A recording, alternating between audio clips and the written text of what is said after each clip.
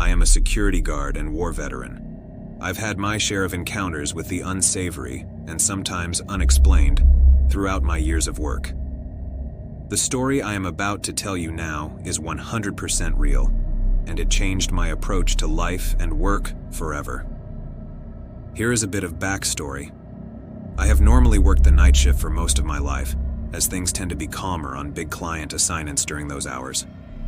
No supervisor watching my every move, no people to bother me for questions, and no ruckus to interrupt my Netflix time. At this point in time, I was assigned to work at a well-known clinic in the city that I now reside in. This clinic has ownership of many buildings that span several city blocks. One building under their ownership used to be a small set of cheap apartments.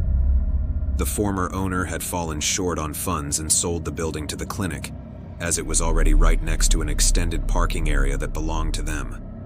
The clinic converted this apartment block into a record storage facility by ripping out almost every wall on all floors and stacking it up with racks for the documents. Essentially, it was a 4-story tall library of every patient record that had ever set foot into the clinic.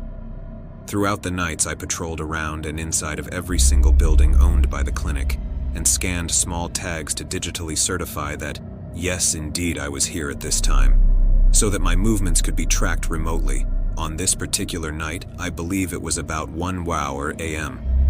I patrolled the myriad of buildings through several city blocks downtown every night, crossing streets as traffic allowed. The downtown area usually fell quiet a bit after midnight during the weekdays, but our local homeless and addicts were always up and milling around the bus station nearby. I was a seasoned security guard by the time this took place, and I'd grown accustomed to the solitude and the unsettling quiet that accompanied the nocturnal hours. As I made my rounds, the city's sounds seemed to fade into a distant murmur, leaving me alone with the looming shadows of the records building. It was an imposing structure. Its old windows were cracked from neglect by the maintenance team, and its bricks were faded and weathered by time. The darkness within the storage building was absolute, and only the faint glow of the red exit signs offered any reprieve from the all-consuming blackness within. My flashlight cut through the darkness as I navigated the labyrinthine racks of documents, each step a reminder of the solitude within this structure. Sometimes I grew uneasy while operating alone at nighttime. This is because I had heard of many incidents that other guards had dealt with before, and I was very lucky up to this point to have not had anything unpleasant jump out at me from the shadows. Against my gut instinct, I ignored that uneasy feeling and continued to patrol the building alone. My routine was to start on the first floor and check all of the windows and doors to make they were all locked and sealed up tight. I would repeat this process for each floor as I progressed upwards to the roof. The layout of each floor was fairly the same, so the task became somewhat monotonous over time. Sometimes, I would stay on top of the flat roof to find solace in the night sky and smoke a quick cigarette. These breaks on the roof, however, were not sanctioned by the security company I worked for. There was a peculiar uneasiness to this particular night, though, so I took it upon myself to have 2 cigarettes to help ease my mood. Upon finishing my cigarettes, I walked the roof of the storage building some more, taking full advantage of my commanding view of the area. I could very easily see any ground approach to this building while I was standing on top of it, and I was absolutely sure that noon approached the building the entire time that I was on the roof. To be clear, I was ensuring that no one was in the building during my nightly patrols, and ensuring that there were no safety hazards. Sometimes the local homeless would seek shelter from the cold in any building they found a way into. It was my job to ask them to leave and use the local shelter down the road. Many of them had addictions to illegal substances or a mental impairment, which made them potential dangers to themselves or others. This was especially true if they had both, and some did. These were the ones I was looking out for, most of the time. After closing the roof access, I made my way downstairs. I was feeling better and assured by the fact that I had not found any signs of a break-in or anyone lingering about inside of the records building. I made my way downstairs floor by floor, still not seeing or hearing anything unusual.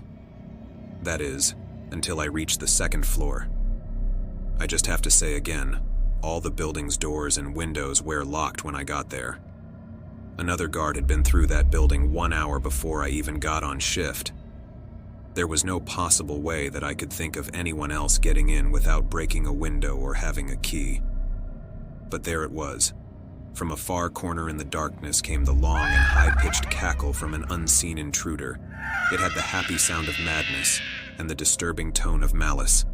My blood ran cold, even as my heartbeat tripled in pace. My legs felt like lead weights as my stomach dropped and my spine tingled. The laughter kept echoing against the concrete interior walls, and I was frozen with terror. He had to have been inside watching me as I made my way upstairs. And there he was now, watching me as he cackled and hollered in the long concrete room. I don't know if it was 1 second or 1 minute, but I realized quickly that every little bit of time I stood there in the darkness was time that could be used to get away. There was no other choice in my mind. As soon as I turned, my legs went from feeling heavy to being numb. My fight or flight kicked in as I willed myself to turn around and begin jumping down the last 2 flights of stairs. I grabbed the railing and pulled myself over to land on the steps below, throwing all caution out as I landed on the stairs with an uneven stance. Twice I did this, ignoring the slamming pain in my knees as I threw myself over. As I landed on the ground floor, I heard the laughter still echoing down to me. I saw the exit and slammed myself into it as fast as my feet could carry me through. As soon as I broke into the moonlight, my phone practically materialized in my hand with 911 on speed dial going through. It was almost instinctual. The operator picked up, and I sighed loudly as I pressed my back to the building and began to hurriedly spill all the information they needed to come to my aid. After 4 long minutes of my chatter, they confirmed the address, and 2 cruisers came with 4 officers rushing to the entrance where I stood. 3 officers entered the building, and 1 stayed with me to ensure my safety.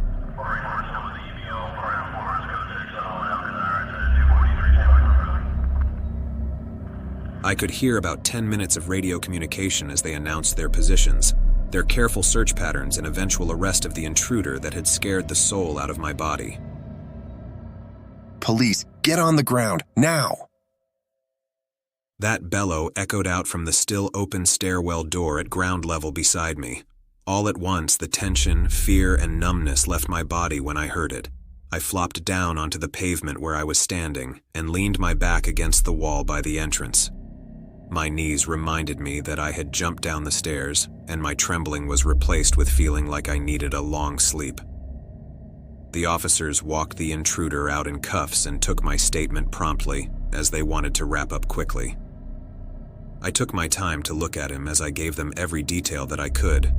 It was a man, a very thin and ragged-looking man in a tattered gray long coat. His entire outfit was torn, stained, and way too baggy on him. His hair was thin and long, and it hung down to his shoulders from beneath a blue skull cap.